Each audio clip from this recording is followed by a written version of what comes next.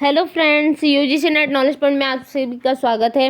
आज हम कर रहे हैं UGC net paper 2 public administration के चैप्टर वाइज जो है एम लक्ष्मीकांत की बुक में से चैप्टर 9।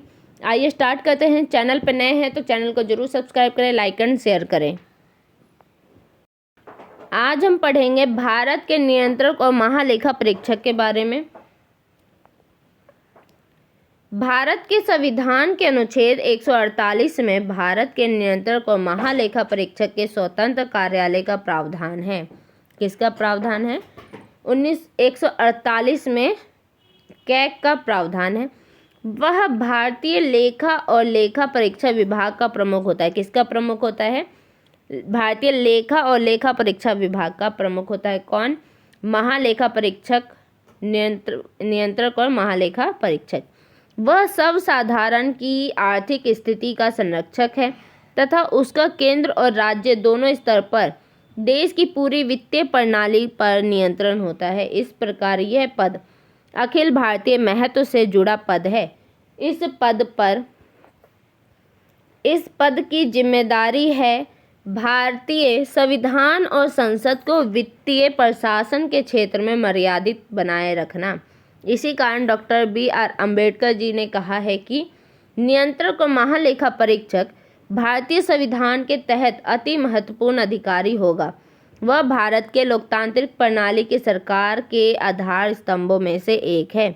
अन्य आधार स्तंभ है सर्वोच्च न्यायालय, चुनाव आयोग और संघ लोक सेवा आयोग। नियुक्ति और कार्यालय। भारत के नियंत्रक और महालेखा परीक्षक की नियुक्ति राष्ट्रपति द्वारा उसके हस्ताक्षर और मुहर से विधिवत की जाती है। वह अपने पद का कार्यभार संभालने से पहले राष्ट्रपति के समक्ष अपने कर्तव्यों का निर्वहन निष्ठापूर्वक करने तथा संविधान और कानून की मर्यादा बनाए रखने तृतीय अनुसूची की शपथ लेता है। नियंत्रक और महालेखा परीक्षक अपने पद पर 6 वर्ष या 65 वर्ष की आयु पूरी होने जो भी पहले हो तक बना रह सकता है। वह अपना त्यागपत्र कभी भी राष्ट्रपति को सौंप सकता है। उसे राष्ट्रपति ठीक उसी ढंग से और उसी आधार पर पद से हटा सकता है जैसे उच्चतम न्यायालय के न्यायाधीश को हटाया जाता है अनुच्छेद 148 के अनुसार। संक्षेप में कहे तो नियंत्रक और महालेखा परीक्षक को राष्ट्रपति द्वारा तब ही हटाया जा सकता है जब संसद के दोनों सदनों द्वारा उसके द्वारा दुर्व्यवहार या उसकी अक्षमता सिद्ध होने पर विशेष बहुमत से प्रस्ताव पारित कर दिया जाए। स्वतंत्रता। नियंत्रक और महालेखा परीक्षक की पद की स्वतंत्रता की रक्षा और उसे सुनिश्चित करने के लिए संविधान में निम्नलिखित प्रावधान किए गए हैं। कौन कौन से प्रावधान हैं? उसका कार्यकाल निश्चित है। उसे राष्ट्रपति ही संविधान में उल्लिखित प्रक्रिया के अनुसार पद से हटा सकता है और कोई भी उसे अपने पद से नहीं हटा सकता। इस प्रकार नियंत्रक और महालेखा परीक्षक राष्ट्रपति की सहमति से पद पर ही बना रहता है, भले ही उसकी नियुक्ति राष्ट्रपति द्वारा हुई हो। सेकंड है, नियंत्रक और महालेखा परीक्षक अपने पद के कार्यकाल की समाप्ति के बाद भारत सरकार में अथवा किसी राज्य में कोई पद धारण नहीं कर सकता है। थर्ड है, उसका वेतन और सेवा शर्तों का निर्धारण राष्ट्रपति द्वारा किया जाता है। फोर्थ है, उसकी नियुक्ति के बाद उसके अवकाश, पेंशन या सेवानिवृत्ति की आयु के संदर्भ में ना उसके वेतन में और ना ही उसके अधिकारों में इस प्रकार कोई बदलाव किया जा सकता है जिससे उसे हानि हो। फिफ्थ पॉइंट है, भारतीय लेखा और महालेखा परीक्षा विभाग में सेवारत व्यक्तियों की सेवा शर्तों और नियंत्रक एवं महालेखा परीक्षक की प्रशासनिक शक्तियों का निर्धारण राष्ट्रपति द्वारा नियंत्रक और महालेखा परीक्षक के परामर्श से किया जाएगा।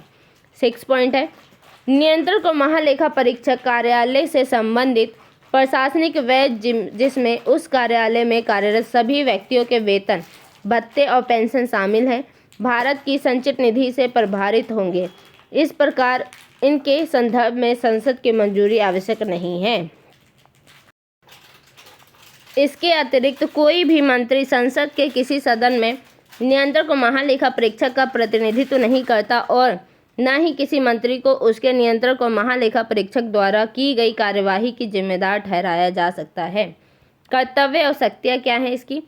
संविधान के अनुच्छेद 149 के तहत संसद को केंद्र के, राज्यों के और किसी अन्य प्राधिकरण या निकाय के लेखों के संबंध में नियंत्रक एवं महालेखा परीक्षक के कर्तव्य और शक्तियों के निर्धारण के लिए प्राधिकृत किया गया है। तदनुरूप ही संसद द्वारा 1971 का अधिनियम नियंत्रक एवं महालेखा परीक्षक कर्तव्य, शक्तियों और शर्तें अधिनियम लागू किया गया था। इस अधिनियम को वर्ष 1976 में केंद्र सरकार के लेखों को लेखा परीक्षा से अलग करने की दृष्टि से संशोधित किया गया था। संविधान और संसद द्वारा निर्धारित नियंत्रक और महालेखा परीक्षक के कर्तव्य और कार्य इस प्रकार है। क्या कार्य और कर्तव्य हैं? फर्स्ट है, नियंत्रक और महालेखा परीक्षक भारत की संचित निधि से और प्रत्येक राज्य के संचित निधि से तथा विधान सभा युक्त प्रत्येक संघ शासित क्षेत्र की संचित निधि से हुए सभी व्ययों से संबंधित लेखा परीक्षा करता है।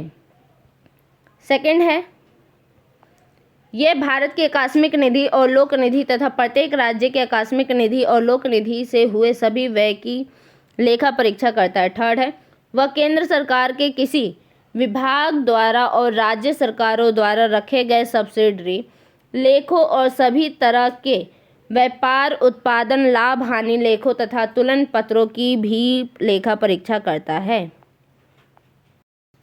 फोर्थ पॉइंट है, वह निम्नलिखित से संबंधित आय और व्यय की लेखा परीक्षा भी करता है। केंद्र सरकार या राज्य के राजस्व से मूलतः वित्त पोषित सभी निकायों और प्राधिकरणों की। पॉइंट है, सरकारी कंपनियों की। पॉइंट है, समृद्ध कानून द्वारा अपेक्षित होने पर अन्य निगमों और निकायों की। फिफ्थ पॉइंट है, वह ऋण, व्यर्थ होती निधि, जमा, अग्रिम, सस्पेंस अकाउंट्स और रकम प्रेषण व्यवसाय से संबंधित केंद्र और राज्य सरकार से समस्त लेन देन की लेखा परीक्षा भी करता है। 6 पॉइंट है, वह राष्ट्रपति अथवा राज्यपाल के अनुरोध पर अन्य प्राधिकरण के लेखा की भी लेखा परीक्षा करता है। उदाहरणार्थ स्थानीय निकायों के लेखा की लेखा परीक्षा। 7 पॉइंट है, वह राष्ट्रपति को उस प्रपत्र के निर्धारण के बारे में सलाह दे सकता है जिसमें केंद्र और राज्यों के लेखों को दर्ज किया जाएगा, अनुच्छेद 150 में कहा गया है। 8 पॉइंट है, वह केंद्र के लेखों से संबंधित लेखा परीक्षा रिपोर्ट को राष्ट्रपति के समक्ष रखता तथा उसे संसद के दोनों सदनों में प्रस्तुत करता है, अनुच्छेद 151 में कहा गया है। 9 पॉइंट है, वह राज्य के लेखा से संबंधित लेखा परीक्षा रिपोर्ट को राज्यपाल को प्रस्तुत करता है तथा राज्यपाल द्वारा उसे विधानमंडल में प्रस्तुत किया जाता है, अनुच्छेद 151 में कहा गया है। वह किसी भी प्रकार के कर या शुल्क से हुए निबल प्राप्ति सुनिश्चित और उसे प्रमाणित करता है, अनुच्छेद 279 में बताया गया है। 11 पॉइंट है, वह संसदीय सार्वजनिक लेखा समिति के लिए संरक्षक, मित्र और दार्शनिक के रूप में कार्य करता है। 12 पॉइंट है, वह राज्य सरकारों के लेखा को संकलित और उनका रखरखाव करता है। वर्ष 1976 में लेखा को लेखा परीक्षा से अलग कर दिए जाने अर्थात लेखों और रखरखाव की जिम्मेदारियों से मुक्त कर दिया गया था। नियंत्रक एवं महालेखा परीक्षक की भूमिका क्या है? नियंत्रक एवं महालेखा परीक्षक की प्राप्तियों, भंडारों और स्टॉक की लेखा परीक्षा की तुलना में व्यय की लेखा परीक्षा कार्य में अधिक आज़ादी प्राप्त है। पी के विक्टल के शब्दों में व्यय के संबंध में वह लेखा परीक्षा के क्षेत्र का निर्धारण और लेखा परीक्षा संबंधी अपनी आचार संहिताएं तैयार करता है, वहीं दूसरी ओर अन्य परीक्षाओं के लिए उसे सरकार के नियमों के अनुसार चलना होता है। नियंत्रक एवं महालेखा परीक्षक को यह सुनिश्चित करना होता है कि लेखों में दर्शाई गई संवितरित राशि क्या कानूनन उपलब्ध थी और क्या वह उसे सेवा या प्रयोजन के लिए मान्य थी जिसके लिए उसकी मांग की गई थी, और क्या व्यय उस प्राधिकार के अनुरूप था जिसका उस व्यय राशि पर नियंत्रण है। इस कानूनी और विनियामक लेखा परीक्षा के अतिरिक्त नियंत्रक एवं महालेखा परीक्षक औचित्यपूर्ण लेखा परीक्षा भी कर सकता है, अर्थात वह सरकार की व्यय की विश्वसनीयता, उसमें समझदारी और मितव्ययिता पर भी ध्यान दे सकता है तथा ऐसे व्यय के दुरुपयोग पर टिप्पणी कर सकता है। तथापि नियंत्रक एवं महालेखा परीक्षक के लिए अनिवार्य कानूनी और विनियामक परीक्षा से अलग औचित्यपूर्ण लेखा परीक्षा कार्य उससे विवेक पर निर्भर करता है। नियंत्रक एवं महालेखा परीक्षक यानी कैग CAG की लेखा परीक्षा संबंधी भूमिका गोपनीय सेवा के मद में हुए व्यय की लेखा परीक्षा के संदर्भ में सीमित है। इस मामले में CAG कार्यकारी एजेंसियों द्वारा किए गए व्यय के विवरण नहीं मांग सकता, किंतु सक्षम प्रशासनिक प्राधिकारी से इस आशय का प्रमाण पत्र ले सकता है कि व्यय उसके प्राधिकार में हुआ है, उसको प्रमाण चाहिए। CAG की वास्तविक भूमिका वित्तीय प्रशासन के क्षेत्र में भारतीय संविधान और संसद के विधानों की मर्यादा को बनाए रखने की है। कार्यपालिका यानी मंत्रिपरिषद की वित्तीय प्रशासन के क्षेत्र में संसद के प्रति जवाबदेही यानी CAG की लेखा परीक्षा रिपोर्ट के द्वारा हासिल की जाती है। CAG संसद का एजेंट है तथा संसद की ओर से व्यय मदों का लेखा परीक्षा करता है, इसलिए वह केवल संसद के प्रति जिम्मेदार है। भारतीय संविधान में CAG को नियंत्रक और तथा महालेखा परीक्षक दोनों माना गया है, किंतु व्यवहारत CAG मात्र लेखा परीक्षक की भूमिका निभा रहा है, ना कि नियंत्रक की। D बासु ने इस संदर्भ में ठीक ही कहा है कि संचित निधि से राशि निकालने की प्रक्रिया पर CAG का कोई नियंत्रण नहीं है तथा कई विभागों की CAG के विशेष अधिकार प्राप्त किए बिना ही चेक जारी करके राशि आहरित करने के लिए अधिकृत कर दिया गया है। CAG केवल लेखा परीक्षा के चयन से संबंध रह गया है, अर्थात जब व्यय हो चुका होता है। इस संदर्भ में भारत की CAG ब्रिटेन की CAG से बिल्कुल अलग है, जिससे नियंत्रक और महालेखा परीक्षक दोनों की शक्तियाँ प्राप्त हैं, अर्थात कार्यकारी सरकारी खजाने से राशि का आहरण CAG की अनुमति से ही कर सकता है। CAG और निगम। सार्वजनिक निगमों के लेखा परीक्षा में CAG की भूमिका सीमित है। CAG के सार्वजनिक निगमों यानी शहरी निगमों के साथ संबंध को निम्नलिखित श्रेणी में बांटा गया है।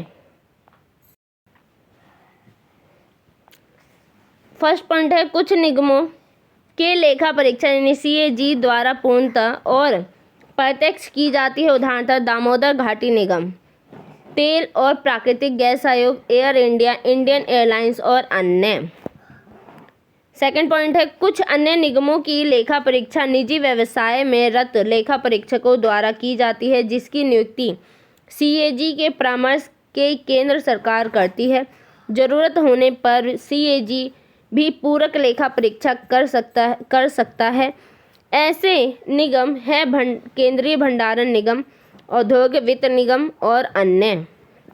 थर्ड पॉइंट है, कुछ अन्य निगमों की लेखा परीक्षा पूर्णतः निजी लेखा परीक्षकों द्वारा की जाती है। ऐसे में CAG की कुछ भी भूमिका नहीं होती। निजी लेखा परीक्षक अपने लेखे और वार्षिक रिपोर्ट सीधे संसद में प्रस्तुत करते हैं।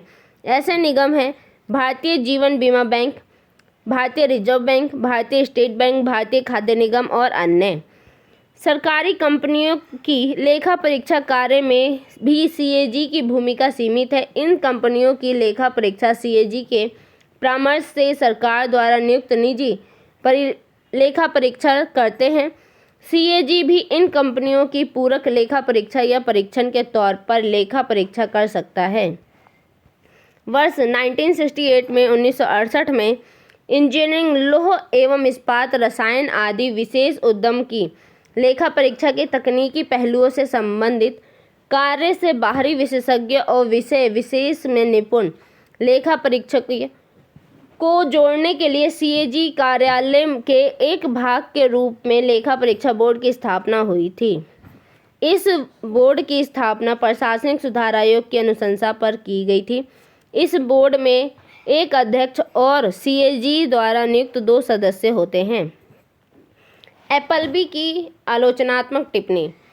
पॉल एच एपलबी ने भारतीय प्रशासन से संबंधित अपनी 2 रिपोर्टों में सीएजी की भूमिका की आलोचना करते हुए उसके कार्य की महत्ता पर करारा प्रहार किया है। एपलबी ने यह भी सुझाव दिया है कि सीएजी को लेखा परीक्षा की जिम्मेदारी से मुक्त कर देना चाहिए, अर्थात उन्होंने सीएजी कार्यालय को समाप्त कर देने की सिफारिश की थी। भारतीय लेखा परीक्षा की आलोचना उन्होंने इस आधार पर की थी। फर्स्ट पॉइंट है इसकी, भारत में सीएजी का कार्य काफ़ी हद तक औपनिवेशिक शासन की उपज है। जो भारत में सीएजी का कार्य है वो क्या है, काफ़ी हद तक औपनिवेशिक शासन से मिलता जुलता है। सेकंड पॉइंट है, आज सीएजी की भूमिका यह रह गई है कि ना तो निर्णय करने की स्थिति में है और ना ही कार्य करने की स्थिति में। लेखा परीक्षा की धारणा का जनमानस पर नकारात्मक प्रभाव है। थर्ड पॉइंट है, संसद की यह धारणा रही है कि संसदीय उत्तरदायित्व की दृष्टि से लेखा परीक्षा का महत्व कम नहीं है। ऐसा होते हुए भी संसद संविधान में वर्णित प्रावधानों के अनुसार सीएजी के कार्य को परिभाषित नहीं कर सकी है। फोर्थ पॉइंट है, सीएजी का कार्य महत्वपूर्ण नहीं है। लेखा परीक्षा को प्रशासन का ज्ञान नहीं है और अच्छे प्रशासन की अपेक्षा भी नहीं की जा सकती है, फिर भी उसकी प्रतिष्ठा उनकी तुलना में कहीं अधिक है जो प्रशासन के बारे में अधिक जानते हैं। फिफ्थ पॉइंट है, लेखा परीक्षक यह जानते हैं कि लेखा परीक्षा क्या है, लेकिन लेखा परीक्षा प्रशासन नहीं है। लेखा परीक्षा एक आवश्यक किंतु अति मामूली कार्य है जिसका परिदृश्य संकीर्ण और उपयोगिता बहुत सीमित है। 6 पॉइंट है, विभाग के उप सचिव को अपने विभाग की समस्याओं के बारे में सीएजी और उसके पूरे स्टाफ से कहीं अधिक जानकारी होती है। सार्वजनिक उद्यम, प्रतिरूप भूमिका, निष्पादन और उदारीकरण का प्रभाव। सार्वजनिक उद्यमों में वे उपकरण, निगम और कंपनियां आती हैं जिसका स्वामित्व पूर्ण या अंशतः केंद्र सरकार या राज्य सरकार से या संयुक्त रूप से केंद्र और राज्य सरकार के अधीन होता है। इनका अपना प्रबंधन तंत्र होता है तथा ये औद्योगिक, कृषि से संबंधित वाणिज्य और वित्तीय गतिविधियों से संबंध रखते हैं। भारत में सार्वजनिक उद्यम मुख्यतः 4 रूपों में संगठित है: भारतीय उपक्रम, सार्वजनिक निगम, सरकारी कंपनी और होल्डिंग कंपनियां। इसके अतिरिक्त कई और रूप हैं जैसे आयोग, नियंत्रक बोर्ड, सहकारी समितियां, पब्लिक ट्रस्ट और कमोडिटी बोर्ड। विभागीय उपकरण, ये सार्वजनिक उद्यम का पारंपरिक और सबसे पुराना रूप है। रेलवे और डाक एवं तार विभाग 2 प्रमुख सार्वजनिक प्रतिष्ठान हैं। इनके अतिरिक्त आकाशवाणी, दूरदर्शन, रक्षा उत्पाद एकक, परमाणु ऊर्जा से जुड़ी परियोजनाएं, सरकारी मुद्रालय भी संगठित विभागीय प्रतिष्ठान हैं।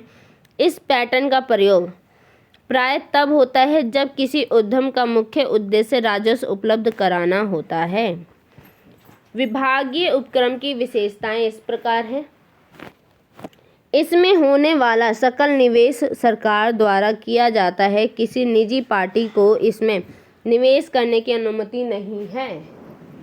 सेकंड पॉइंट है, इसका वित्त पोषण खजाने से वार्षिक विनियोजन के आधार पर होता है। इसके अतिरिक्त इसमें प्राप्त राजस्व का पूरा अथवा अधिकांश भाग खजाने में जाता है। थर्ड पॉइंट है, इसका आधार बजट, लेखा और लेखा परीक्षा नियंत्रक होता है जो अन्य सरकारी विभागों के लिए भी लागू है। फोर्थ पॉइंट है, इसके स्थायी कर्मचारी लोक सेवक होते हैं। इसके अतिरिक्त इसमें कर्मचारियों की भर्ती के तरीके और सेवा शर्तें भी अन्य लोक सेवकों जैसी ही होती है। फिफ्थ पॉइंट है, ये सामान्यतः सरकार के विभागों में से एक विभाग के उप प्रभाग के रूप में संगठित होता है और उस पर विभाग प्रमुख का नियंत्रक होता है। 6 पॉइंट है, इसको राज्य की प्रभुसत्ता प्राप्त होती है तथा इसके विरुद्ध सरकार की अनुमति के बिना कानूनी दावा नहीं किया जा सकता। 7 पॉइंट है, यह संसद के प्रति समृद्ध मंत्रालय के माध्यम से जिम्मेदार होता है। 8 पॉइंट है, इसका गठन कार्यकारी प्रस्ताव द्वारा होता है। इसके गठन के लिए संसद की पूर्वानुमति आवश्यक नहीं है। संसद संगठन के विभागीय उपक्रम रूप के लाभ इस प्रकार हैं। फर्स्ट पॉइंट है, इस पर मंत्री का अधिकाधिक नियंत्रण रहता है जो संसद के प्रति राजनीतिक तौर पर जवाबदेह है। सेकंड है, इससे सरकारी तंत्र के अन्य भागों के साथ स्पष्ट संबंध बनाए रखा जा सकता है। थर्ड है, सरकार इसके कोष कर अच्छा खासा नियंत्रण रख सकती है। इस प्रकार विभागीय उपक्रम धन के दुरुपयोग को रोकता है। फोर्थ पॉइंट है, विभागीय उपक्रम रूपी इस संगठन के नियम, मानक और प्रतिमान निर्धारित है। फिफ्थ पॉइंट है, यह उन उद्यमों के लिए सर्वाधिक उपयुक्त है जिनकी स्थापना रक्षा, सामरिक महत्व, राष्ट्रीय सुरक्षा, आर्थिक नियंत्रण, वित्तीय नियंत्रण, जनहित की रक्षा आदि जैसे विशेष कारणों से हुई है। विभागीय उपक्रम रूप की हानियां इस प्रकार हैं। फर्स्ट पॉइंट है, अत्यधिक नियंत्रण के कारण यह स्वायत्तता की अपेक्षा को सीधे नकारता है। सेकंड पॉइंट है, यह उद्यमों की लचीलेपन और उनकी पहल का प्रतिरोध करता है। थर्ड पॉइंट है, ये वित्तीय और बजटीय नियंत्रण का मार्ग प्रशस्त करता है। फोर्थ पॉइंट है, यह नियम और कानून कठोर है। इसके जो नियम है और कानून है वो कठोर है। इस पर लाल फीताशाही का प्रभाव होने के कारण इसके कार्यों में विलम्ब होता है, यानी कि लेत लतीफ़ी जो कार्य होता है उसके कारण क्या होता है, ये विलम्ब होता है, इसके कार्य विलम्ब होते हैं, देरी होती है कार्य में। फिफ्थ पॉइंट है, अति केंद्रीकरण के कारण इसे पर्याप्त प्राधिकार प्राप्त नहीं है। इसीलिए संगठन के इस स्वरूप का प्रयोग हाल के वर्षों में इसकी अनियमितता और विलंबन की परंपरा के कारण आर्थिक और वित्तीय उद्यमों के लिए नहीं किया गया है। सार्वजनिक निगम, पब्लिक कॉर्पोरेशन क्या है? सार्वजनिक उद्यम के रूप में सार्वजनिक निगम 20वीं शताब्दी के उत्तरार्ध में विकसित हुआ। इस संदर्भ में W.A. रॉबसन ने कहा है कि सार्वजनिक निगम सरकारी संस्थानों के क्षेत्र में 20वीं शताब्दी की सर्वाधिक महत्वपूर्ण खोज है। रॉबर्ट मॉरिसन का कहना है कि सार्वजनिक निगम में हम जनहित के लिए सरकारी स्वामित्व, सरकार के उत्तरदायित्व और व्यवसाय प्रबंधन के मध्य तालमेल की अपेक्षा करते हैं। संयुक्त राज्य अमेरिका के पूर्व राष्ट्रपति F.D. रूजवेल्ट का मानना है कि सार्वजनिक निगम पर सरकार का नियंत्रण है, किंतु ये निजी उद्यम के लचीलेपन और पहल से युक्त है। केंद्र सरकार के कुछ महत्वपूर्ण सार्वजनिक निगम ये हैं। कौन कौन से निगम हैं? भारतीय रिजर्व बैंक 1935 में, दामोदर घाटी निगम 1948 में, भारतीय उद्योग वित्त निगम 1948, Indian airlines corporation 1953, air India international 1953, भारतीय स्टेट बैंक 1955, भारतीय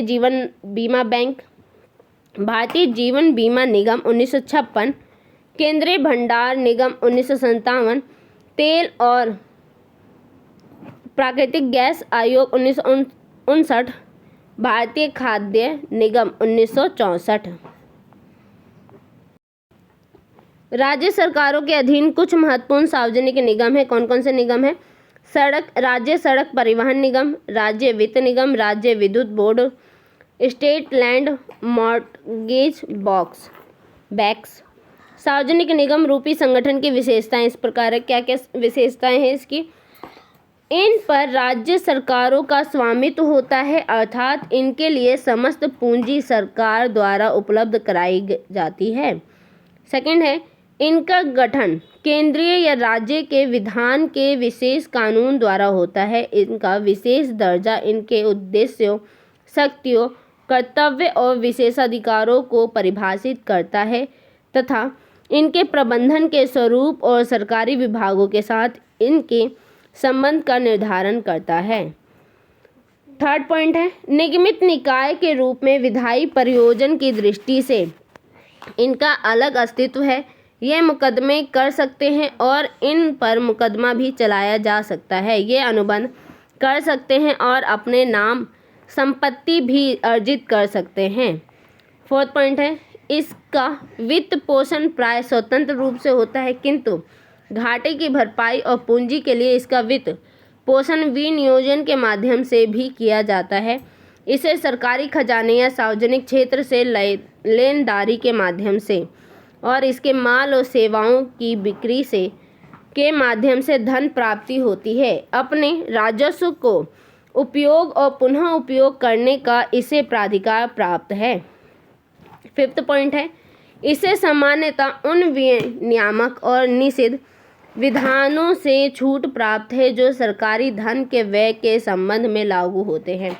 6 पॉइंट है, इसका उन क्रियाविधियों, लेखा परीक्षा संबंधी कानूनों, लेखा और बजट से कुछ भी नहीं लेना देना जो गैर निगमित एजेंसी यानी सरकारी विभागों पर लागू है।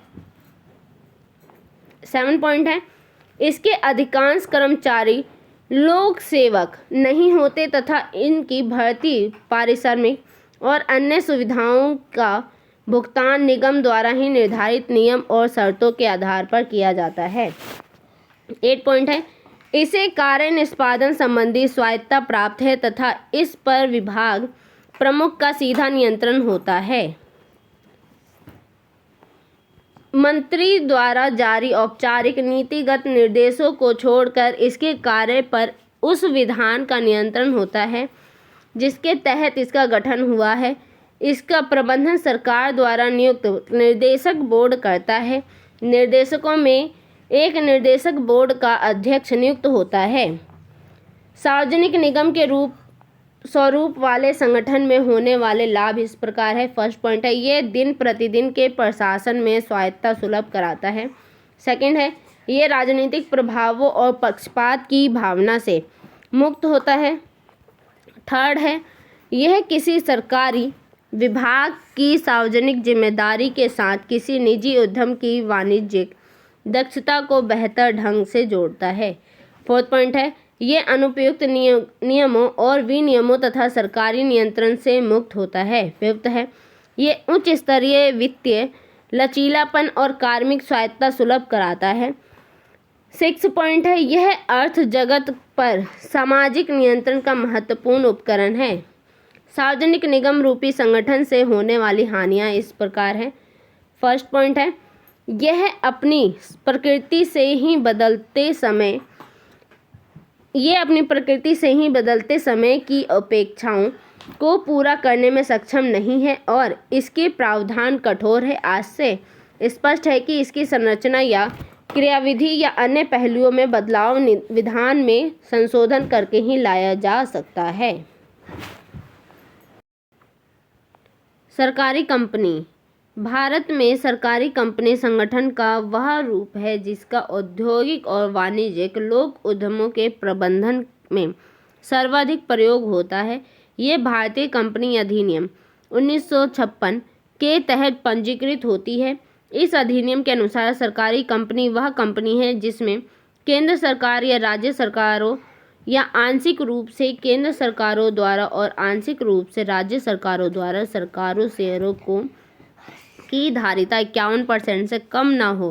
किसी सरकारी कंपनी पर पूर्णतः सरकार का स्वामित्व हो सकता है, अर्थात कुल शेयर पूंजी सरकार द्वारा निवेश की जा सकती है, या उस पर सरकार का आंशिक स्वामित्व हो सकता है, अर्थात शेयर पूंजी 91% सरकार द्वारा निवेश किया जा सकता है और शेष पूंजी निजी उद्यमों द्वारा किया जा सकता है। प्राइवेट लिमिटेड बनाम पब्लिक लिमिटेड क्या है? तो प्राइवेट लिमिटेड कंपनी, इसके गठन के लिए कम से कम 2 शेयर धारकों की आवश्यकता होती है। किसके लिए? प्राइवेट लिमिटेड कंपनी के लिए। इसमें शामिल शेयर धारकों को अपना शेयर हस्तांतरित करने का अधिकार नहीं है। 3rd पॉइंट है, इसमें शेयर धारकों की अधिकतम संख्या 50 होती है, न इससे अधिक नहीं हो सकती है। पब्लिक लिमिटेड कंपनी में क्या होता है? इसके गठन के लिए कम से कम 7 शेयर धारकों की आवश्यकता होती है। किसके लिए? पब्लिक लिमिटेड कंपनी के लिए। इसमें शामिल शेयर धारकों को अपना शेयर हस्तांतरित करने का अधिकार होता है। और थर्ड पॉइंट है इसमें शेयर धारकों को अधिकतम संख्या का कोई प्रतिबंध नहीं है।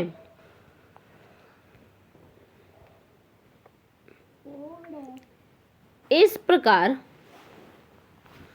जिस कंपनी पर सरकार का आंशिक स्वामित्व होता है उस कंपनी को मिश्रित स्वामित्व वाली कंपनी कहा जाता है, क्योंकि यह संयुक्त उद्यम के रूप में होती है जिसमें शेयर पूंजी का बंटवारा सरकार और निजी क्षेत्र में होता है, और जो कंपनी देश अथवा विदेशी होती है सरकार 91% या उससे अधिक शेयर प्राप्त करने के साथ ही संयुक्त स्वामित्व वाली कंपनी की गतिविधियों पर नियंत्रण रखने की वास्तविक प्राधिकारी हो जाती है, इसलिए इसे सरकारी कंपनी कहा जाता है। भारतीय कंपनी अधिनियम 1956 द्वारा कंपनियों के दो रूपों की मान्यता प्रदान की गई है, प्राइवेट लिमिटेड कंपनी और पब्लिक लिमिटेड कंपनी। इन दोनों प्रकार के कंपनियों के बीच के अंतर का उल्लेख नीचे सारणी में किया जा रहा है। उक्त दोनों तरह की कंपनियों के भेद से संबंधित उपयुक्त तथ्यों से यह स्पष्ट है कि निजी सार्वजनिक प्रतिष्ठान को संगठित करने की दृष्टि से private limited company public limited company से कहीं अधिक उपयुक्त है। इसलिए भारत में राज्य सरकारों द्वारा प्राइवेट लिमिटेड की वरीयता दी गई है।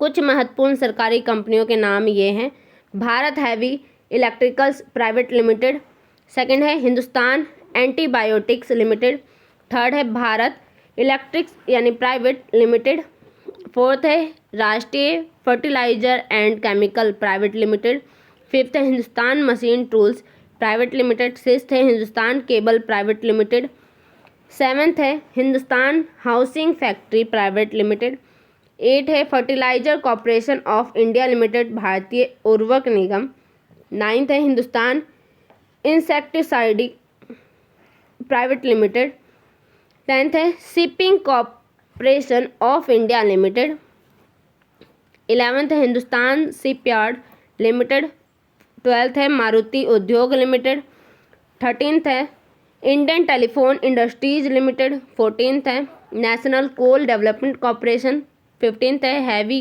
इंजीनियरिंग कॉरपोरेशन, 16th है India tourism development corporation Bharat पर्यटन विकास निगम, और 17th है इंडियन ऑयल कॉरपोरेशन भारतीय तेल निगम। यहाँ यह नोट किया जाना चाहिए कि कुछ सरकारी कंपनियां निगम शब्द का प्रयोग करती है, किंतु वे वास्तविक रूप से सरकारी कंपनियों के रूप में संगठित हैं, जैसे भारतीय उर्वरक निगम, भारतीय तेल निगम। सरकार कंपनी के स्वरूप वाली सरकारी कंपनियों की विशेषताएं निम्न हैं। ये जो कंपनियां हैं इनके बारे में पेपर में पूछा जाता है। महारत्न कंपनी होगी, इसके बारे में पूछा जाता है कौन सी महारत्न कंपनी है। कमेंट में बताइएगा कि अभी हाल ही में नंबर टॉप पे महारत्न कंपनी कौन सी है।